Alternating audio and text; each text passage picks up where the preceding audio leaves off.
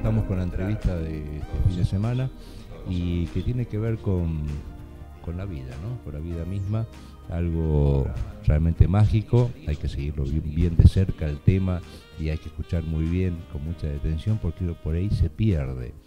Estoy con el doctor Morente. ¿Cómo le va, doctor? ¿Bien? Hola Alberto, muchas gracias por esta invitación. No, por favor. Realmente es un placer estar acá. Te recibiste de ginecólogo. Recibí de ginecólogo. En aquel momento, ¿medicina por familia o por elección propia? Mitad y mitad, por familia sin duda. Mi padre era médico y ginecólogo. Ajá. Bueno. Pero me aconsejaba que no hiciera ginecología. Quisiera alguna otra especialidad, pero no, me gustó justamente las casualidades. Porque la ginecología engloba dos aspectos. Por un lado, tiene toda un área quirúrgica importante y que la manualidad es atractiva.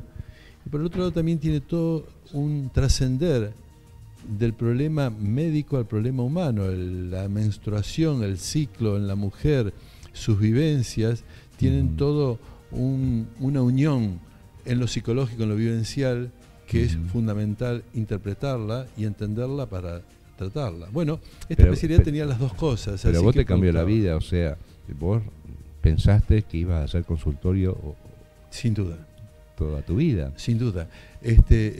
Mi horizonte era lo que había conocido hasta ese momento. La cirugía de la mama, del útero, del ovario, y después hacer consultorio y atender a las pacientes. Bien, algo te cambió la vida. Sí. Un día te dijeron, me contaste, que era una beca, algo por el estilo. Sí, creo que fue una suerte realmente muy grande. Estando haciendo un periodo de entrenamiento en Buenos Aires, donde me habían mandado desde la cátedra para hacer ginecología en adolescentes, un área que en Rosario no existía. Y entonces después volvía y tenía que inaugurar la sección de ginecología en adolescentes en la cátedra de ginecología, que así lo hice. Bueno, estando en Buenos Aires, viene el director del centro donde me estaba formando y dice, ¿nunca pensó en una beca al exterior? Y bueno, volví a Rosario y le dije a los mayores que me habían enviado y que, bueno, me guiaban un poco, me ofrecen esto, voy, seguro, andá.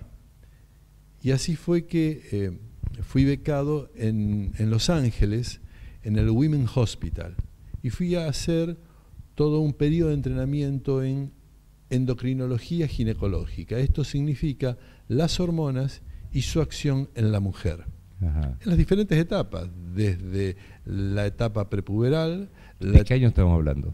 Año 81-82. Ajá. La etapa prepuberal, la etapa reproductiva y la etapa menopáusica. Tanto es así que la primera charla que me tocó dar cuando volví de esta beca de 2 años fue la fisiología de los sofocos, o sea, orientado a la menopausia. Pero estando en Estados Unidos y haciendo esto de la endocrinología reproductiva, las hormonas y la mujer, se estaba iniciando en 2 lugares en Estados Unidos. Uno era Norfolk, Virginia, y otro era en Los Ángeles, la fertilización in vitro, la fertilización asistida, el bebé de probeta. Tuvo muchos nombres, mucha magia en todo eso, que realmente fue y es el cambio en la reproducción humana. Entonces estaba iniciando y yo, cuando lo vi, dije, esto es factible para hacer en nuestro país. Esto lo tenemos que hacer. Y bueno, dediqué 1 año y medio de esta beca de 2 años en entrenarme. Y gracias a 2 médicos que no solo me dijeron dale para adelante, sino que me mandaron un poco de plata. A la vuelta traje 2 microscopios, un incubador y una serie de cosas. Estos 2 médicos son el doctor Pedro Figueroa Casas, ya fallecido, y el doctor Alberto Badano, que todavía está. Bueno, los 3, ellos me apoyaron y entonces traje, y así nos instalamos en un sanatorio de la ciudad, en un lugar chiquito, y empezamos a trabajar. Empezamos a trabajar con ratones, lo cual fue terrible decirle al director del sanatorio, necesito hacer un bioterio en la terraza, pero lo hicimos. Lo hicimos, funcionamos, estuvimos 2 años en la etapa experimental para ver si todo esto andaba. ¿Y en el marco legal qué pasaba? No existía. No existía en ningún aspecto. Pero en ese momento casi no había marco legal en el mundo. Tanto es así que los pioneros mundiales de estas tecnologías, que son Steptoe y Edward, dos ingleses. Steptoe era un clínico experto en laparoscopía. Edward, en cambio, el biólogo genial. Bueno, ellos estaban en un hospital y tuvieron que mudarse a un lugar privado porque en el hospital donde estaban funcionando les decían que esto era un atentado contra la ética médica, que era una cosa que ponía en peligro la seguridad de las personas y que no podía ser. Y tuvieron que ir a un lugar privado donde lo pudieron terminar de desarrollar, y así nace Louis Brown en julio de 1978. Fue el primer bebé en el mundo. En el mundo. Y cosa que también a uno le deja un poquito de orgullo cuando el primer bebé en Rosario fue en el año 86, hecho por nosotros, no tan lejos. El primero en el mundo. Y en Argentina fue el segundo. El segundo de Argentina. 3 meses antes nos ganaron los porteños. Un grupo muy serio y muy bueno en Buenos Aires, tuvo su éxito 3 meses antes del nuestro, y bueno, tuvimos la suerte de tener el segundo bebé obtenido por técnicas de fertilización asistida. Bien, a ver, para que la gente entienda, se concibe el bebé, se concibe la vida en base a un espermatozoide del hombre y un óvulo de la mujer, ¿no? Exactamente. Ustedes, estamos hablando de elixis, retiran el óvulo de la mujer, ¿no? Y retiran el espermatozoide. Claro. Explicarlo un poco, la gente por ahí quiere saber la diferencia, ¿no? Después se confunde. Claro, la fertilización asistida es un poco el conjunto de técnicas que tienden a ayudar a esa mujer y a ese hombre a lograr su embarazo. Exacto. Este conjunto de técnicas básicamente las podemos dividir en alta complejidad y baja complejidad. Bien. Baja complejidad es cuando solamente trabajamos con los espermatozoides, que es una célula que está entrenada para salir, está preparada para ser expulsada y para ir a otro lugar donde después de recorrer una enorme distancia llega a su objetivo, el óvulo. Entonces requieren menos cuidado. Pero las de alta complejidad, en cambio, requieren extraer el óvulo del cuerpo de la mujer. Y para esto es necesario toda una estructura muy desarrollada, tanto desde la atmósfera hasta el equipamiento, porque claro, uno debe imitar la situación que se produce en la trompa de la mujer, en el ovario, en el útero. Entonces, como debe imitar eso, y realmente tenemos que ser tremendamente humildes, que imitar a la naturaleza es algo muy difícil, pero bueno, entonces se prepara toda una tecnología que permita tener al óvulo fuera. Entonces, esta tecnología de alta complejidad, con el óvulo fuera del cuerpo de la mujer, tiene básicamente 2 líneas. Uno, la fertilización in vitro, o sea, tengo el óvulo, le agrego el espermatozoide al plato de cultivo para que se junten solos. Lo pones en el mismo lugar. En el mismo lugar, en la misma gota de medio de cultivo. Para que se hagan amigos. Claro. ¿Y qué significa todo esto? Enorme, porque tiene que haber un entendimiento químico, una señal de las 2 membranas para que se peguen y para que después de unirse el óvulo al espermatozoide suavemente lo vaya atravesando hasta fertilizarlo. Ajá. Pero claro, este procedimiento, que sin duda es la madre de toda la tecnología reproductiva de hoy, y que gracias a la fertilización in vitro, esa proeza de Edward Steptoe, hoy podemos haber aprendido enorme cantidad de cosas que derivaban de ellas. Aprendimos, por ejemplo, que quien creíamos que ovulaba no ovulaba, que por ahí el óvulo quedaba retenido, que la trompa, que estaba absolutamente normal, a veces fallaba en captar al ovocito como debía y demás. Pero esta técnica entonces encontró una limitación.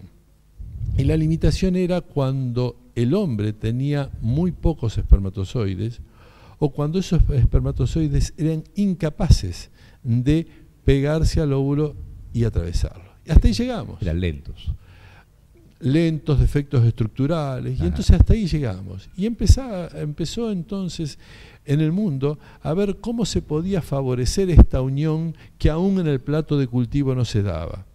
Y le empezaron a hacer agujeritos, le afinaban la membrana del ovocito, agregaban más, nada, hasta que un fellow en Bélgica quería poner al espermatozoide pegado al óvulo, y se le fue la aguja y lo metió adentro del óvulo.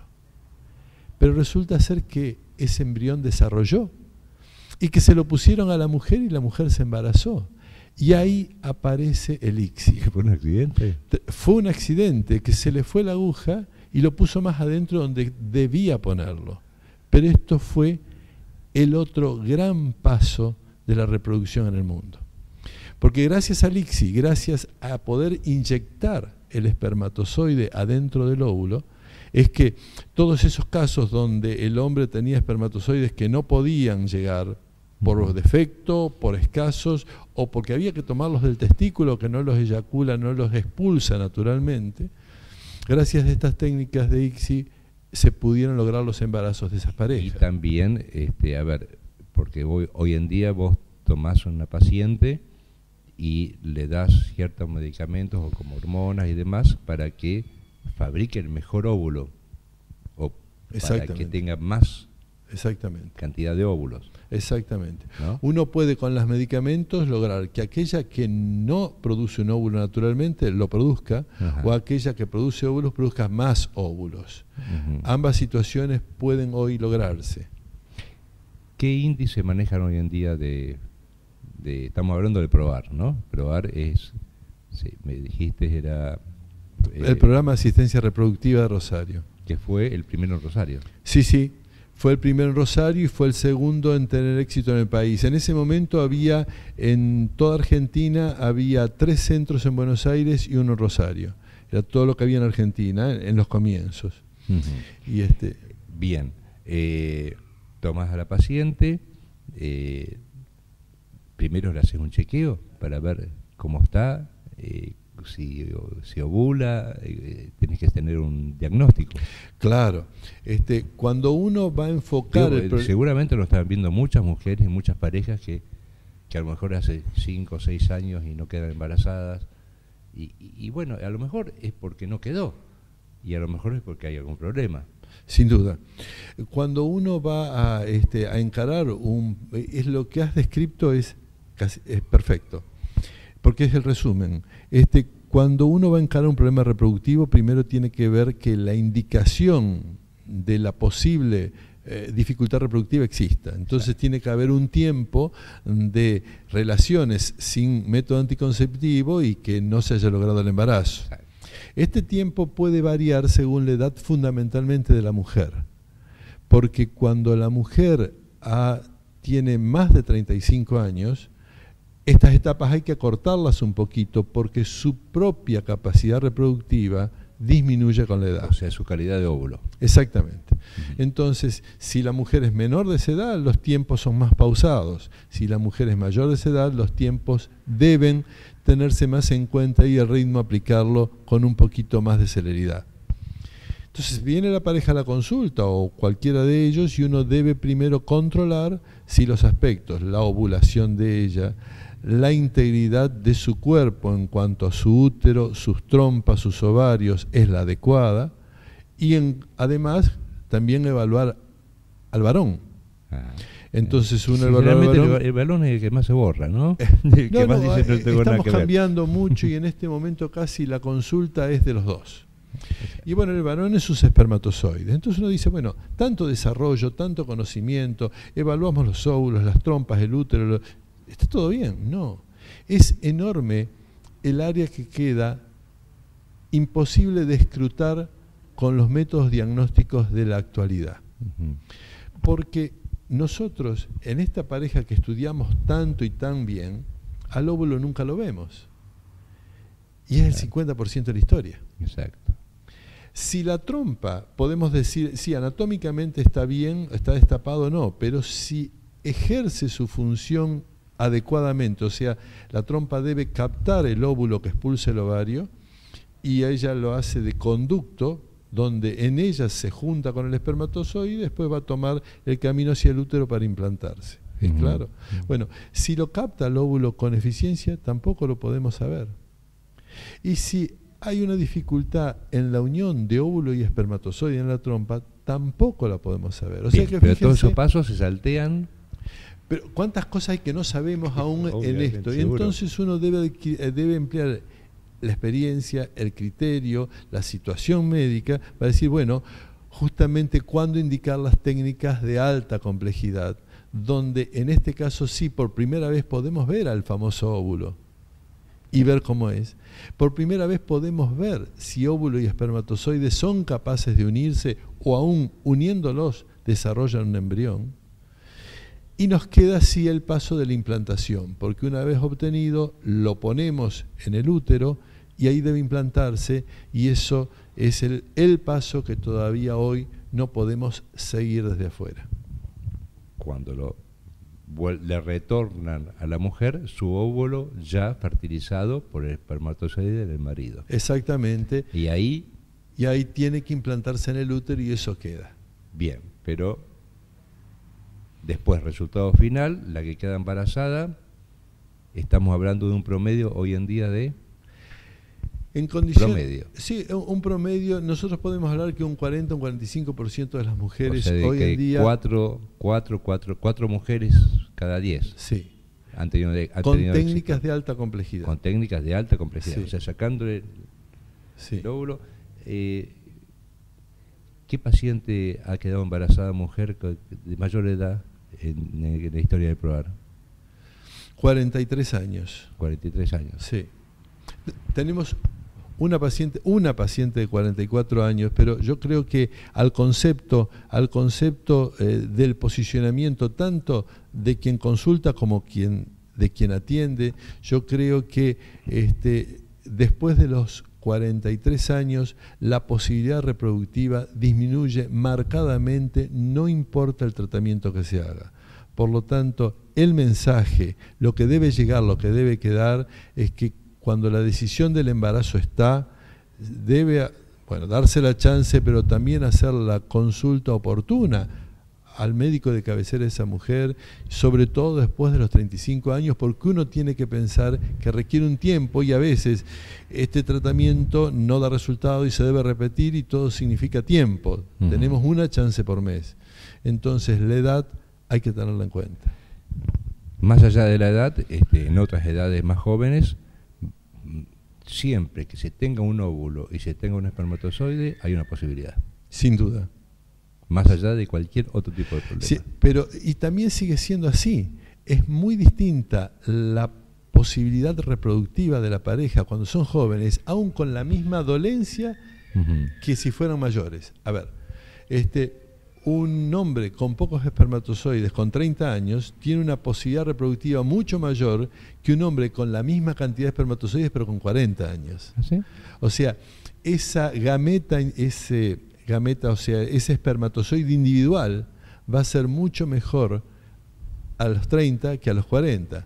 Bueno, también jugando al tenis va a ser mejor si tiene 20 que si tiene 30. Más joven. Esto es así. La edad de la mujer, la edad óptima de la mujer biológicamente sería 19 años. 20. ¿Para embarazarse? Sí. Entre los 20 y los 30 es su momento de mayor posibilidad reproductiva. ¿Y en el hombre? El hombre los rangos se amplían porque el hombre produce espermatozoides cada 3 meses. Entonces es como que va renovando su población de células que mantienen cierta juventud. En cambio en la mujer los óvulos son con los que nace y van transcurriendo con ella todas las alternativas que fue su transcurrir, contaminantes medioambientales y demás. Entonces en el hombre uno puede decir que hasta los 40 años su posibilidad reproductiva está absolutamente intacta y que después de esa edad empieza a tener muy leves disminuciones en el volumen del eyaculado, en la cantidad de espermatozoides, en alguna motilidad, pero no es tan marcado ni tan apresurado esta decisión de decir, bueno, pensá en tu hijo porque tu reproducción se afecta. En cambio en la mujer sí. Está bien. De todas maneras, a ver, como colorario final, la mujer, puede haber una mujer sana, un hombre sano, y que sean incompatibles. Qué buen tema, porque el problema de la compatibilidad, ustedes saben que en la medicina es una de las áreas donde todos opinamos. Los que sabemos un poquito, los que sabemos más o menos, los que no. Bueno, entonces esto de la compatibilidad o incompatibilidad es algo de manejo muy común y en realidad es muy difícil de probar. Porque realmente para probar una incompatibilidad uno tendría que justamente hacer la prueba de fertilización in vitro, claro, tomar al óvulo, claro, ponerle el espermatozoide de ese hombre y ver que no se juntan.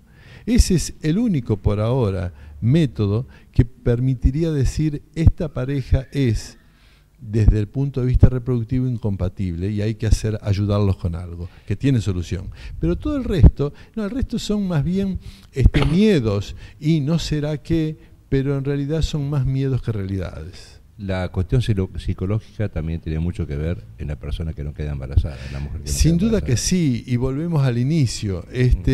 Todo problema reproductivo tiene que ver porque además la reproducción tiene algo así como inexorable. La mujer ovuló y a los 15 días o se embarazó o menstruó. Entonces es como que le enrostra su fracaso o su frustración. Cada 15 días, en una manera, es como una puerta que se cierra. Entonces todo esto golpea, esto daña, esto apena, esto realmente influye. E influye también en esa mujer y en esa pareja, donde también sus relaciones interpersonales y sus relaciones sexuales después van a pasar a depender de, bueno, cuándo te embarazás o no. Eso es espantoso. Y esto tiene que ver con toda su vivencia cotidiana. Por lo tanto, es importante tenerlo en cuenta. Primero, tenerlo en cuenta para advertirlo, para enseñarlo y hasta para contenerlo. El aspecto psicológico, nosotros tenemos un grupo de psicólogos en nuestro centro, e incluso ya, ustedes saben que antes hablamos y no había ley. Claro, no había ley en la reproducción durante mucho tiempo, en el mundo y en Argentina más. Pero hace un tiempo, hace algo más de un año, aparece una ley. Una ley que genera marcos muy, muy endebles, muy amplios, una ley que básicamente habilita sin reglar demasiado. Pero bueno, entonces viene todo el cambio en actitud de las obras sociales, de las aseguradoras de salud y demás, donde pasaron de decir, no, este problema no es nuestro, arréglenselo ustedes, mujer, varón, a decir, bueno, no, ahora lo tenemos que cubrir, como tantas otras cosas. ¿Lo están cubriendo? Sí, lo están cubriendo. Sí. Y entonces, bueno, dentro de eso también han incorporado algunas obras sociales la consulta psicológica. O sea, en este aprendizaje y también hasta en el aprendizaje estructurado, como podría ser, bueno, que le hacen hacer también una consulta psicológica previa a un tratamiento de alta complejidad, justamente como habilitante y como salvaguarda de algunos problemas que podrían surgir. Ahora, ¿sabe, doctor, que usted se ha metido también en un terreno en donde la cuestión de la ética y la moral se corta con un hilo? O sea, vamos, le pongo un ejemplo. O sea, primero, que el espermatozoide sea del hombre adecuado. Ahí no puede haber confusión. Tiene que haber un orden dentro del laboratorio sumamente estricto. Esta es muy bueno y es una pregunta frecuente. Doctor, y no se me van a confundir, no se me va a mezclar. Entonces yo le hago muchas veces la diferencia. Cuando uno maneja, el riesgo de chocar está implícito. Puede pasar, con más o menos frecuencia, pero puede pasar. Estas circunstancias, en cambio, en el laboratorio no pueden pasar. O sea, hay suficiente desarrollo de los mecanismos de seguridad y de los pasos que deben hacerse como para que esto en forma accidental no ocurra, ni en forma casual pueda ocurrir. O sea, si ocurre, es por una clara negligencia de quien está generando todo el tratamiento o quien está haciendo los pasos. No es algo que, bueno, es un accidente que puede ocurrir. Bueno, o sea que es muy importante de probar está es muy importante el transmitir esto, ¿no? Claro. Que tiene que quedar la tranquilidad de que la mezcla de un espermatozoide, de un embrión o de un óvulo no puede ocurrir y fue un accidente. No. Hay suficientes mecanismos de seguridad para que eso jamás ocurra. Bien, y yo sé que ustedes se manejan con otra, que no sé si ahora está reglamentado, si está regulado por la ley, porque la mujer puede tener 5 óvulos fecundados. Ustedes sacan, hay 6, hay 7, hay 8, hay 10 y los fecundan a los 10, a ver cuál prendió o no, porque la fecundación puede fallar, ¿no? Sí. Y ha habido casos en años pasados que en otra gente, en otros lugares, que había médicos que ponían 5 óvulos y de golpe provocaban quintillizos. Esto del aprendizaje en cuanto a la eficiencia de las técnicas y el desarrollo también lo ha ido prolijando, lo ha ido conteniendo. Ustedes saben, en Europa esta es una preocupación total y casi los centros en un importante número tienden a poner un embrión. Entonces es interesante también que en un país europeo, en un grupo de población grande de pacientes con problemas reproductivos, le hicieron la encuesta. ¿Qué preferían? Si recibir un solo embrión, donde tenían la seguridad que no iban a tener un múltiple de 2, o recibir 2 embriones donde existe la posibilidad de que pudieran tener mellizos. La gran mayoría de los encuestados respondió que preferían correr el riesgo de mellizos pero asegurarse el embarazo. Claro. Pero claro, esto estamos hablando de 1 o 2 y este número lo podemos permitir y es lo que nosotros tenemos también como conducta y en general podemos decir que hoy en nuestro país eso existe así. O sea, está la toma de conciencia que no es conveniente poner más de 2 embriones. Se pone en riesgo la vida de la mujer. Totalmente, porque en vez de resolver un problema uno genera un problema. Exacto. Genera un problema del riesgo de la vida de una mujer, genera un problema del riesgo del devenir de ese embarazo, aunque no de ese riesgo, y genera el problema de la crianza después. Claro. El gran problema de los muy múltiples es la ausencia de la figura paterno-materna directa. Tienen 4 personas la misma necesidad en el mismo momento, y hay solo 2 padres. Entonces, hasta en lo psicológico del desarrollo de esos chicos es difícil. O sea que hasta 2 sí. En este momento 3 nosotros discutible, 4 ya es un pecado. 4 sería una mala práctica. ¿Hay alguna ley que lo reglamenta eso? No. 3 estamos cercanos y nosotros decimos que es 1 o 2. Y cada vez más, con el mejoramiento de las técnicas, nos permiten poner 1 con la misma eficiencia que 2, o sea, con la misma tasa de embarazo. Y esto es muy bueno. ¿A dónde vamos? ¿A dónde vamos con la reproducción hoy? Vamos a cada vez más mejorar esa tasa de embarazo. ¿Y cómo se estudia? Es el laboratorio. Realmente, en los últimos años, los grandes pasos de desarrollo, de mejoramiento en la eficiencia, están apoyados en el laboratorio. Están apoyados en mejores medios de cultivo que permitan tener un embrión más saludable. Están apoyados incluso en técnicas de estudio. Ustedes saben que hoy en el mundo hay 2 ramas que están estudiando la indemnidad del embrión. Una que trata de determinar en el plato de cultivo, en el medio de cultivo, si hay algún producto de ese embrión que segregue, que ese producto sea una señal de que ese es un buen embrión o un mal embrión. Tienen nombres propios, no importa, pero básicamente es esto. Si los productos que segrega ese embrión que está creciendo pueden dar a conocer su capacidad de generar después una vida. Versus los otros que tratan de tomar una célula. Un embrión es un conjunto de células, son 8, 10, 16 células. Bueno, tomar una célula y analizarla cromosómicamente, analizar su genoma. Y de acuerdo a eso poder determinar si ese embrión conlleva alguna enfermedad grave, conlleva alguna señal que va a decir que no va a evolucionar, o si tiene una integridad génica que permita predecir una buena evolución después. Bien, acá se nos terminó el tiempo, como también se terminan los tiempos en los laboratorios. Promesa que me manda alguna persona que trabaje en el laboratorio. Con mucho gusto. Porque realmente con mucho gusto. Es apasionante y yo creo que ahí también está el patrimonio de la empresa, ¿no? O sea, tener Después lo podemos traer, ¿por qué no? Y bueno, es decir, hay cosas que no son, que son creencias. Usted no eligen sexo. No, sexo. Porque sería intervenir con un equilibrio social, lo cual no lo hacemos. Bien. Adelante, tutor. Y somos más. Qué belleza. Bueno, yo quiero decir, a ver, este es mi hijo Jerónimo, ¿no? Nació en la empresa del doctor Morente. Este fue ¿Qué fue esto?